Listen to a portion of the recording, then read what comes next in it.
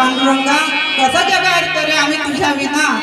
आजपर्यंत माझ्याकडे दुःख होतं म्हणून तू माझ्याकडे राहिला आहेस। भगवंता कृष्ण धक्कोच्या उठा तेव्हा भगवान श्रीकृष्ण म्हणाले आत्या अगं आता तुझ्याकडे सुखच सुख आहे, तुला कशाचीही भीती नाही, कसलीही काळजी नाही। आता मला निरोप घेऊ दे, मला जाऊ दे तुला आता।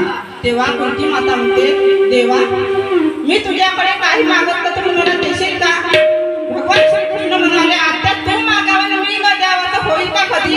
सांग ना तू माग ना, तू हुशार माग, मला तुला काय हवं ते माग।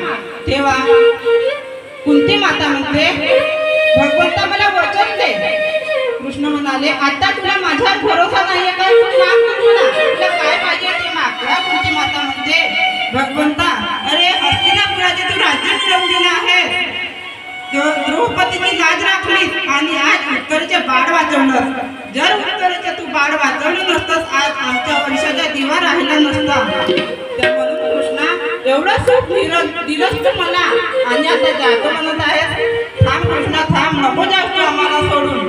त्याच्यापेक्षा भगवंता मला तुला काही द्यायचं असेल तर हे ते फक्त दुःख दुःख आणि म्हणजे काय ते दुःखच दे, त्याच्या व्यतिरिक्त मला काहीही नको।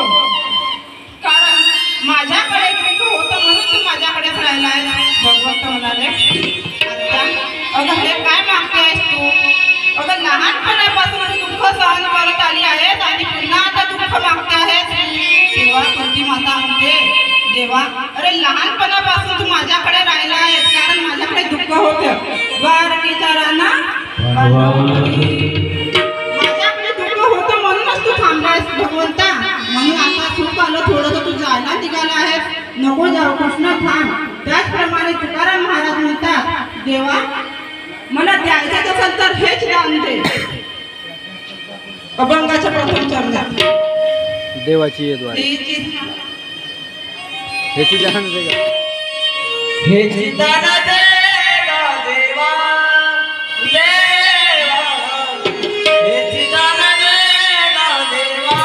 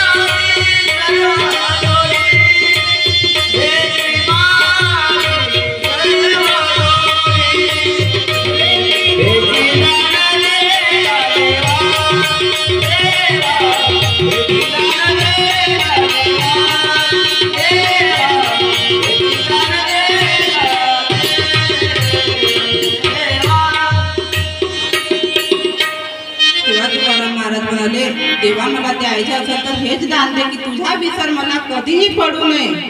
तेव्हा भगवंत म्हणाले तुकोबा तुला माझा विसर पडू नये म्हणून तू काय करणार आहेस? तेव्हा तुकाराम महाराज म्हणाले भगवंता मी तुझे नामस्मरण करीन, तुझे गुणगान गाईन, कारण तुझे गुण गाण्यातच संत आपला परमनाम समजतात। तेव्हा भगवंता तुझ्या गुणा गोविंदाना आनंदामध्ये मी भजन करीन, तुझे नामस्मरण करीन, याच्या व्यतिरिक्त मला दुसरं काहीही नको। भजन नामस्मरणामध्येच तुझ्या